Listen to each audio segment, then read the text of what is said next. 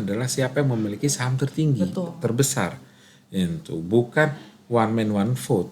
Kalau di koperasi semuanya selevel.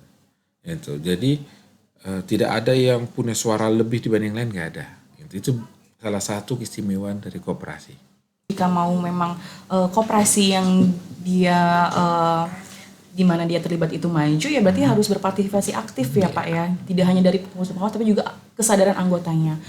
Jadi kalau anggota nggak aktif, maka sama dengan membiarkan pengurus menjalani koperasi dengan tidak bertanggung jawab. Kenapa? Karena tidak harus mempertanggungjawabkan kerjanya kepada anggota.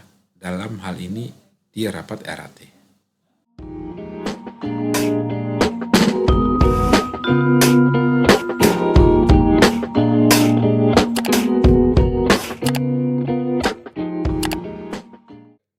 Selamat datang di Eco Talks, di mana di podcast ini kita akan membahas dan mempelajari tentang mata kuliah yang ada di Prodi S1 Pendidikan Ekonomi UNJ.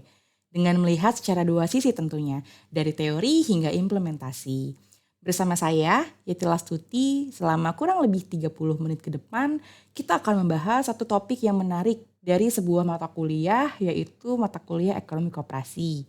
Dan topiknya adalah tentang kebijakan dan tata kelola koperasi di Indonesia. Saat ini saya juga telah bersama dengan narasumber kita. Beliau adalah seorang dosen di S1 Pendidikan Ekonomi UNJ dan beliau juga merupakan dosen pengampu dari mata kuliah Ekonomi Koperasi. Beliau juga aktif sebagai komisaris utama dari PT Pabrik Gula Raja Wali II dan juga aktif sebagai Wakil Kepala Bidang Pengelola Kerjasama dan Pengembangan di SMA Lab School Jakarta dan juga aktif sebagai Ketua Tenaga Ahli Kemandirian Pesantren yang merupakan program dari Kemenak RI. Nah, mari kita langsung sapa saja. Beliau adalah Bapak Dr. Karuniana Adianta Sebayang.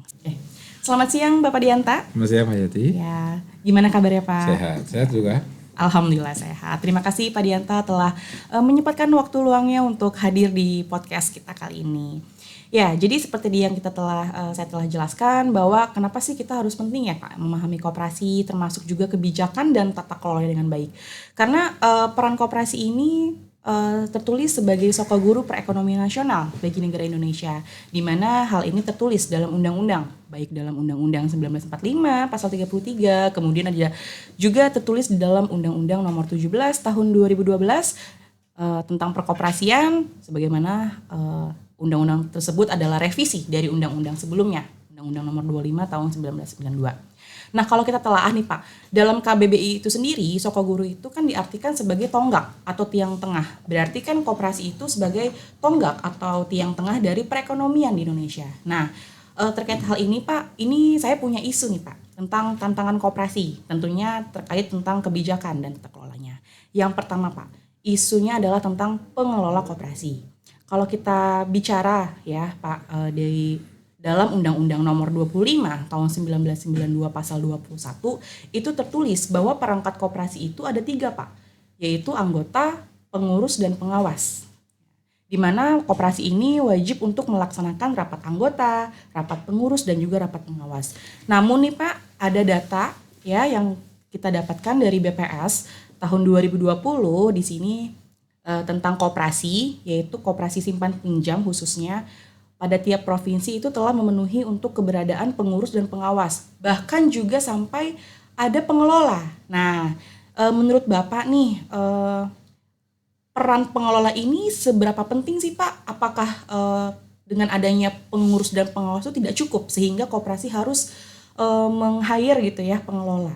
Oke, terima kasih.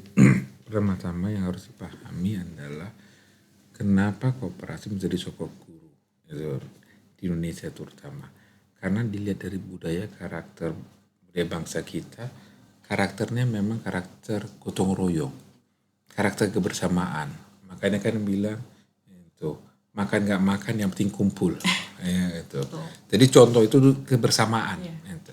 Dimana pada akhirnya seperti mungkin Mbak Yeti tahu, di dalam dulu namanya konsentrasi pendidikan ekonomi koperasi, yang selalu kita dorong adalah kebersamaan antar sesama mahasiswa ekonomi koperasi. Itu dimana pada akhirnya ada perubahan jadi peningkatan ekonomi, tapi semangatnya tetap masih semangat kooperasi, gotong royong, saling bantu dan sebagainya. Persoalannya adalah kalau kita lihat koperasi, saudara disertasi saya juga, koperasi bertahan karena kekuatan modal sosialnya. Tetapi kalau modal sosialnya yang kuat, tetapi tata kelola nggak kuat, maka pada akhirnya kooperasinya begitu-begitu aja.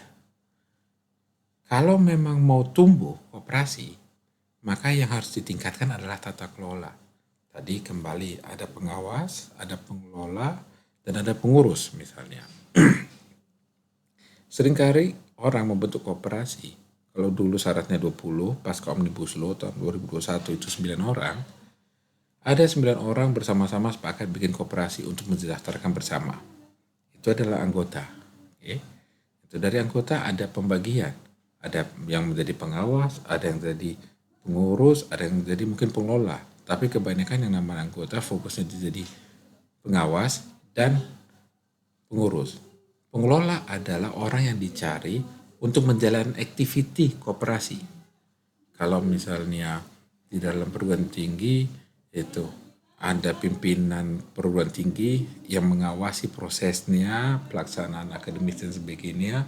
Ada kita dosen yang melaksanakannya itu. Tapi juga ada tim pendukung pelaksanaan perkuliahan itu tendik misalnya. Itu kan nggak mungkin juga yang namanya dosen siapin dulu, nyapu dulu ruang kelasnya, ngepel dulu, siapin LCD-nya, kan ada tim pendukung. Dalam hal ini adalah pengelola. Pengelola itu belum tentu anggota koperasi. Pengelola itu adalah yang dibayar oleh koperasi untuk menjalankan koperasi secara daily. Itu. Cuma di dalam perkembangannya, kadang-kadang pengawas tidak mengawasi kooperasinya atau pengelola atau pengurus yang juga sama-sama anggota merasa lebih powerful dibanding pengawas, maka pada akhirnya pelaksanaan kooperasinya pun nggak jadi maksimal karena tetap yang namanya pengelola di bawah pengurus. Yang punya tanggung jawab daily, tanggung jawab koperasi adalah pengurus, bukan pengelola. Pengelola itu pelaksana. Itu. Di situ jadi masalah kadang-kadang. Yang namanya juga yang ngurusin administrasi lah, urusin persoalan sehari-hari, yang ngikut sama bosnya. Bosnya pasti pengurus. Ya.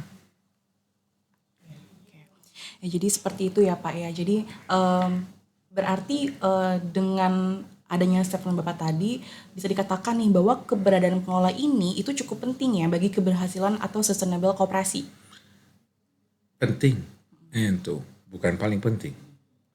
Paling penting itu adalah DRAT, rapat anggota tahunan. Kenapa? Karena itu di dalam koperasi itu adalah rapat tertinggi, di mana memilih pengawas dan memilih pengurus. Baru nanti pengurus yang milih pengelola. Ada beberapa koperasi yang baik, itu misalnya koperasi Kemenkyu, itu. Atau koperasi Semen Gresik, yang juga salah satu yang terbaik ya di Indonesia, koperasi Semen Gresik. Jadi dulu kami juga dengan masuk ke sana, ke Semen Gresik, anggota koperasi Semen Gresik adalah karyawan Semen Gresik yang memilih pengawas dan pengurus. Tetapi yang menjalankan seperti distributor semennya, punya minimarket, punya restoran adalah pengelola, bukan pengurus. Karena pengurus juga pekerjaan utamanya menjadi karyawan Semen Gresik atau Semen Indonesia ya, itu sekarang namanya. Cuma ada beberapa koperasi yang fungsi utamanya yang namanya pengurus nggak jalan, pengawas nggak jalan, tetapi anggotanya memang juga nggak jalan. Karena kalau anggota jalan, ada rasa kepemilikan terhadap koperasi, maka dia akan meminta RAT. Atau di dalam RAT rutin, minta pergantian pengurus atau pengawas. Jadi kalau anggota nggak aktif, maka sama dengan membiarkan pengurus menjalani koperasi dengan tidak bertanggung jawab. Kenapa? Karena tidak harus mempertanggungjawabkan kerjanya kepada anggota. Dalam hal ini di rapat RAT. Oke, baik. Berarti masing-masing fungsi itu harus ya berjalan dengan baik ya, sehingga menimbulkan satu ekosistem yang baik gitu ya. Jadi bukan lagi soal koperasi ini berjalan karena pengurusnya tidak aktif, tapi harus dilihat secara keseluruhan. Percuma juga misalnya pengurusnya aktif tapi anggotanya tidak aktif, dan juga sebaliknya ya. Berarti di poin ini pengelola juga bisa nih Pak, mungkin nantinya bisa jadi bahan masukan ya, mungkin untuk selanjutnya dimasukkan ke dalam komponen, salah satu komponen penting selain anggota, pengurus dan pengawas. Iya. Jika ingin koperasi itu lebih maju lagi. Ada beberapa cara yang bisa dilakukan oleh teman-teman koperasi adalah kasih spek atau spesifikasi pengelola. Itu jangan sampai pengelola itu adalah dipilih hanya karena like or dislike dari pengurus atau karena keluarganya, anaknya, itu makanya harus dibikin aturan teknisnya yang disepakati dalam RT. Pengelola, kata pengurus, silakan cari pengelola yang membantu menjalankan koperasi, tetapi dengan kualifikasi ABCD misalnya. Itu sekali lagi itu harus di dalam RT atau oleh anggota atau minimal oleh pengawas yang kasih kisi-kisi dan spesifikasi kepada para pengelola. Wah, ini menarik nih Pak. Ini ciri khas koperasi tadi ya, itu kekeluargaan. Bahkan untuk mencari pengelola pun kualifikasinya bisa didiskusikan. Nggak seperti perusahaan-perusahaan gitu ya. Kualifikasinya pihak pimpinan saja misalnya menentukan. Tapi anggota pun berhak menyuarakan pendapatnya. Betul. Kalau sesungguhnya di perusahaan yang terutama yang sudah IPO, yang terbuka, itu ada biasanya adalah RUPS, rapat umum misalnya. Di situ orang bisa bersuara, tetapi suaranya RUPS itu kan adalah siapa yang memiliki saham tertinggi, Betul. terbesar. Itu bukan one man one vote. Kalau di koperasi semuanya selevel. Itu. Jadi tidak ada yang punya suara lebih dibanding lain, nggak ada. Itu salah satu keistimewaan dari koperasi. Ya, itu ya istimewanya ya. Jadi one man one vote ya, itu ciri khasnya. Berarti Pak, misalnya nih koperasi tidak mengangkat pengelola, itu kira-kira cukup nggak Pak? Pengurus saja yang mengelola? Bisa sebenarnya itu, tapi kan tergantung size-nya koperasi. Kedua adalah tergantung kesibukan pengurus. Karena ada beberapa koperasi dibikin oleh masyarakat, memang anggota yang jadi pengurus, di mana pada akhirnya nggak butuh pengelola, cukup pengurus saja yang ngurusin, dan itu bisa. Oke, berarti kembali lagi ke skalanya ya, skalanya. Harusnya sih semakin besar koperasi, dia pasti akan semakin butuh nih untuk mengelola, jadi supaya job desk-nya dan fungsinya berjalan masing-masing. Betul. Oke, baik. Mungkin kita bisa langsung ke isu selanjutnya Pak. Tadi ada poin yang Bapak highlight itu rapat anggota ya. Nah kita mau bahas ke situ. Jadi Pak, dari data yang sama dari BPS tahun 2020, itu jumlah koperasi di Indonesia itu ada 127.846 unit. Namun data lain ada yang menunjukkan nih Pak, presentase KSP. Lagi-lagi di sini surveinya khusus untuk ke KSP atau Koperasi Simpan Pinjam. Nah, KSP yang melaksanakan RAT dan diperiksa dengan badan pengawas itu ada sebesar 86,98%. Tentu ini angka yang cukup besar ya. Tapi poinnya adalah sebanyak 5,27% itu melaksanakan RAT, tapi tidak diperiksa oleh badan pengawas. Jadi pengawas tidak menjalankan fungsinya di sini. Sementara sisanya sebesar 7,76% tidak melaksanakan RAT. Jadi masih ada koperasi yang tidak melaksanakan RAT. Padahal RAT itu sangat penting ya Pak ya. Nah mungkin Bapak bisa menjelaskan dulu nih, sebenarnya RAT itu apa sih Pak? Membahas apa saja di dalamnya, kemudian idealnya itu dilaksanakan berapa kali mungkin dalam satu periode seperti itu. Kalau saya kasih analogi RAT itu sama dengan kalau sebagai pengetahuan umum kita ikut pemilu, di mana pada akhirnya kekuasaan tertinggi ada di rakyat. Tetapi pada saat pemilu, pada saat nyoblos, siapa yang menjadi pengurus, siapa yang menjadi pengawas. Kita milih presiden berarti sebagai pengurus, kita milih anggota DPR sebagai pengawas.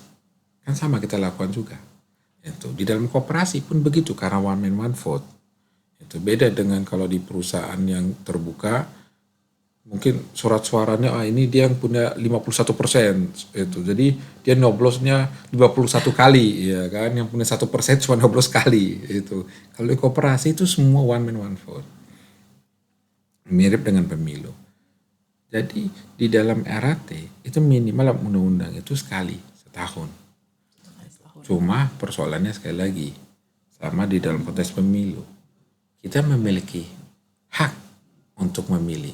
Pertanyaannya, apakah kita gunakan atau tidak? Itu. Sama di dalam RAT, kita punya hak untuk hadir di dalam RAT. Apakah kita hadiri atau tidak? Apakah kita bersuara pada saat di RAT atau tidak? Yang menjadi kewajiban dari pengurus koperasi adalah mengundang para anggota. Sama kalau konteks negara, yang penting semua sudah diundang untuk nyoblos.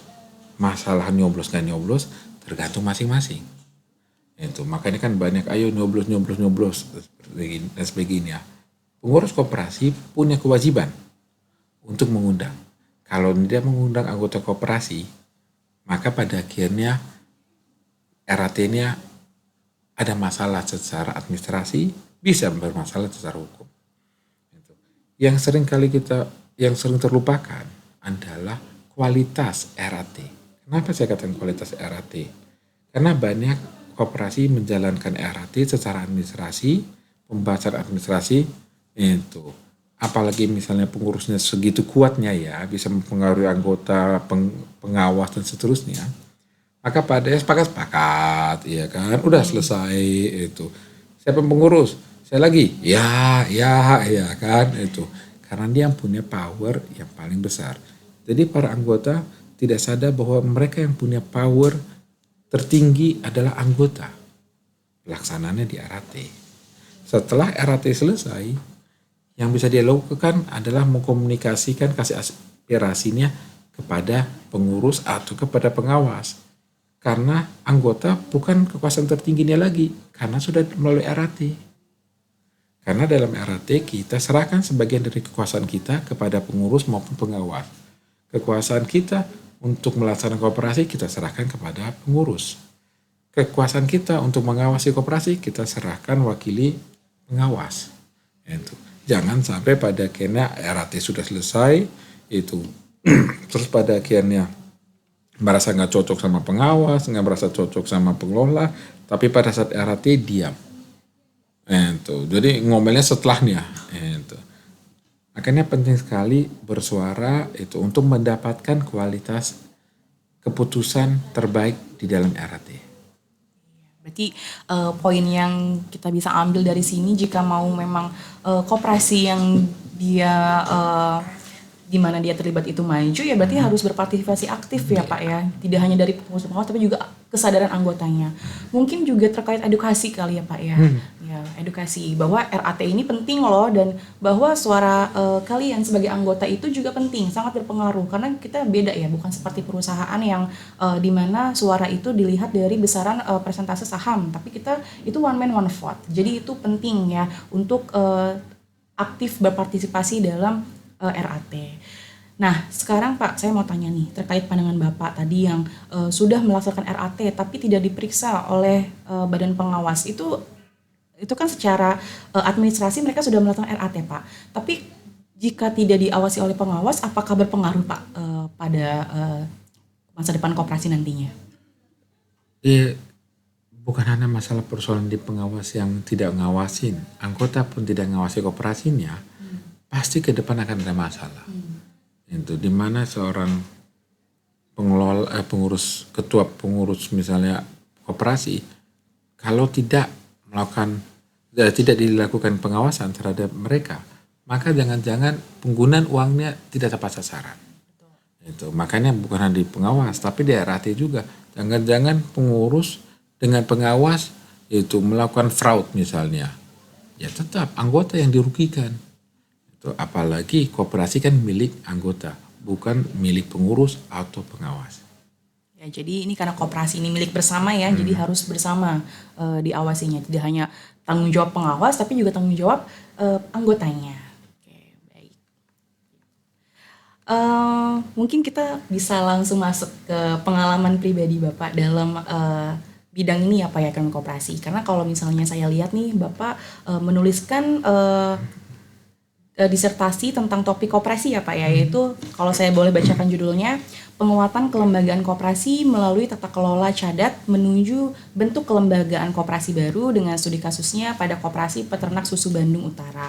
Nah sebenarnya ada nggak sih hal yang paling berkesan buat Pak Dianta dalam bidang ini? Kenapa Bapak akhirnya tertarik meneliti atau interest ya pada bidang ekonomi koperasi ini?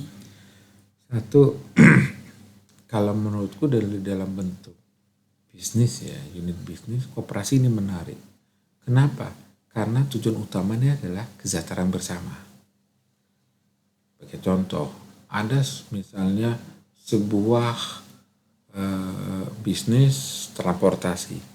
Idealnya kalau bisnis transportasi, tujuan utamanya adalah sejahterakan para pengemudi. Bukan pada akhirnya sejahterakan hanya para investor. Jadi yang utama adalah para pengemudi. Kalau para pengemudi bersama-sama bikin perusahaan transportasi, maka pada akhirnya keuntungan dari perusahaan tersebut kembali kepada pengemudi karena mereka yang paling capek. Itu. Kalau dalam koperasi, itu saya lihat semangatnya adalah kesejahteraan bersama. Mohon maaf, kadang-kadang kan kita senang kalau happy bersama. Ya betul. Memang happy, kita happy sendiri, yang lain kita sedih gitu. Memang enak kalau kita makan enak di depan orang yang kelaparan. Gak enak menjadi makan padang itu kalau depan orang yang kelaparan ya, itu mata kelaparan, kita pun gak enak makannya. Enaknya kan makan rame-rame kalau saya. Kedua adalah itu koperasi ini menurut saya sesuatu yang menarik tetapi terlupakan. Terlupakan dalam artian karena dianggapnya kurang seksi itu. Mungkin experience banyak orang terhadap koperasi itu koperasi sekolah aja semuanya. Jadi nggak punya kebayang bahwa koperasi bisa menjadi seperti mini bank lah atau koperasi simpan pinjam yang besar seperti di BMT Sidogiri itu atau Kospin itu kan koperasi besar juga sebenarnya. Jadi saya lihat ada sesuatu yang kurang itu di mana nggak banyak yang fokus kepada koperasi, makanya saya teliti itu. Kedua adalah yang saya perhatikan yang menarik pada saat di koperasi saya adalah pas RAT. RAT di mana anggota hampir ribuan untuk melaksanakan RT itu butuh hampir 3 hari. Pokoknya semua merasa terlibat, ingin bersuara. Itulah sesuatu yang seru. Kita tahu bahwa itu kadang-kadang ada yang penting cuma kumpul itu ngikutin, tapi kan senengnya semua merasa ada rasa kepemilikan. Kalau semua orang punya kepemilikan terhadap unit bisnis tersebut, kita jaga bersama. Jangan hanya satu yang menikmati sendiri, pasti akan ada yang mendapatkan nikmat yang lebih dibanding orang lain, wajar. Tetapi jangan pada akhirnya kesenjangannya terlalu lebar antara ya pengawas, pengurus dan anggota. Kedua, itu kan enak kalau pengelola atau namanya pengurus koperasi berbuat baik berkoperasi demi anggotanya yang dimana dia pun anggota. Nanti gantian jadi pengurus kan enak pada saat jadi anggota. Jangan sampai pada akhirnya koperasi jadi one man show. Ini yang repot nanti itu. Karena sekali lagi kalau one man show nanti menganggap bahwa koperasi ini miliknya yang harus sejahtera dirinya. Itu mungkin. Oke, jadi sebenarnya sih apa yang Pak Dianta jelaskan tuh sudah menggambarkan ya idealnya koperasi itu sebagai soko guru tadi perekonomian. Tapi mungkin isunya lagi adalah tadi ya selain edukasi, edukasi kepada tak hanya pada para anggota, pengurus dan pengawas ya, kemudian juga terkait ini Pak, kendalanya di modal sosial. Jadi ini kan memang kalau sesuai teori ya, ini kan inline dengan ekonomi kerakyatan. Tapi ini corak yang mungkin menjadi challenge sendiri ya di era gempuran ekonomi pasar gitu Pak. Jadi gimana nih kita bisa survive gitu ya. Ini sangat menjadi isu yang sebenarnya kita mesti concern sih kalau misalnya kita mau bicara bahwa koperasi ini adalah soko guru kita gitu. Ya mungkin selanjutnya Pak, ada nggak sih Pak saran dari Bapak untuk mahasiswa yang mungkin tertarik juga nih ingin mendalami atau meneliti bidang ekonomi koperasi? Satu tadi saya kasih analogi simpel aja tentang modal sosial. Akan ada suatu saat modal sosial akan berkurang di mana pada administrasi harus jalan. Itu makanya harus mulai dan tata kelola. Gini simpelnya Mbak Yeti. Mbak Yeti punya pacar. Pacaran terus. Ini komit atau enggak? Yang namanya kontrak secara legal itu adalah pada akhirnya ke KUA. Itu clear diakui oleh negara ya, itu jangan sampai nggak diakui negara, itu beda cara dampak secara hukumnya ya. Itu jadi modal sosial itu akan pada akhirnya harus ke next level menjadi berkurang modal sosialnya, bukan kasih sayangnya berkurang tetapi udah clear. Itu jangan hanya ngomong sayang-sayang tapi nggak pernah bawa ke pelaminan ya. Itu contoh begitu. Jadi banyak di koperasi pada akhirnya kekuatan modal sosial, tetapi kalau ada masalah karena nggak pernah ada kontrak, berantemnya udah nggak kemana-mana. Udah nggak tahu lah itu, sampai bubar dan sebagainya. Itu. Tetapi kalau andai kata terus hanya modal sosial tanpa ada tata kelola, maka kooperasinya ya jalan di tempat. Itu. Jadi kalau improvement harus diperkuat yang namanya kontrak, harus diperkuat persoalan administratif, harus diperkuat persoalan controlling, dan seterusnya. Itu. Nextnya adalah tadi buat mahasiswa. Koperasi yang hampir semua kementerian, semua instansi itu memiliki koperasi. Kenapa punya koperasi? Karena sadar untuk mensejahterakan karyawan.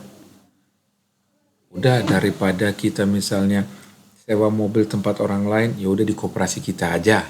Itu. Jadi ada beberapa perusahaan punya koperasi jasa untuk sewa mobil. Ada yang koperasi travel. Ya udah daripada kita bayar travel orang lain, mendingan kita punya travel. Itu banyak. Keuntungan dari koperasi buat anggota lagi. Yang potensi pangsa pasar lumayan adalah banyak koperasi yang tidak memiliki SDM unggul dalam pemahaman koperasi. Jadi kalau anak-anak pendidikan ekonomi, apalagi dapat beberapa mata kuliah ya, sekarang mata kuliahnya agak berkurang.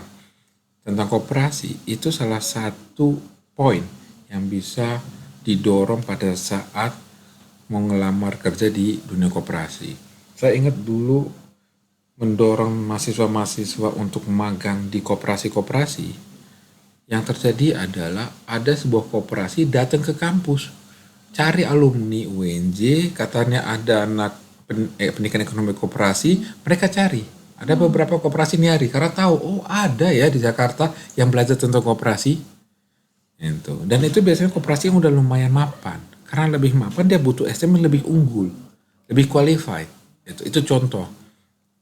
Kedua, itu nggak banyak yang perguruan tinggi yang masih membahas tentang koperasi. Tata kelolanya lah seperti apa, aturannya seperti apa, itu minimal memiliki awareness. Walaupun lapangan pekerjaannya ada. Jadi bisa dikatakan bahwa ini lapangan kerjanya ada tapi memang SDM-nya masih kurang ya Pak ya. Dan di pendidikan ekonomi ini kita akan bahas ya Pak ya di mata kuliah ekonomi koperasi ya terkait isu-isu ini. Karena koperasi yang menariknya adalah yang berhasil banyak koperasi-koperasi di negara kapitalis. Wah, menarik itu ya. Kenapa? Justru di kapitalis. Itu karena anggota merasa kalau nggak bersama mereka itu tidak akan bisa tumbuh. Jadi kebersamaannya cukup kuat. Banyak perusahaan-perusahaan yang sampai ke Indonesia itu menjadi multinational companies. Tetapi di negara asal dia koperasi. Itu banyak koperasi pertanian, peternakan, itu peternakan sapi perah itu banyak sekali adalah koperasi. Bank pun ada bank koperasi, tapi nyampe di Indonesia dia adalah multinational companies. Yang kerennya adalah ownernya yang ada di negara asalnya.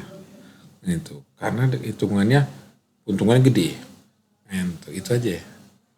Ya, jadi ini mungkin nanti kita next kita bisa bahas terkait ini Iya, Pak iya, ya. iya. Justru kok koperasi ini yang merupakan sokok guru ekonomi kerakyatan malah tumbuh subur ya di negara kapitalis. Mungkin kita akan bahas nih poin-poin apa saja ke depannya yang mungkin bisa kita ambil untuk kita implementasikan nantinya di Indonesia.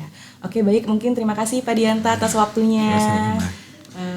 Dan inilah akhir dari podcast episode 3 kali ini. Jangan lupa untuk like, subscribe, dan komen. Terima kasih. Oke. Audio Jungle.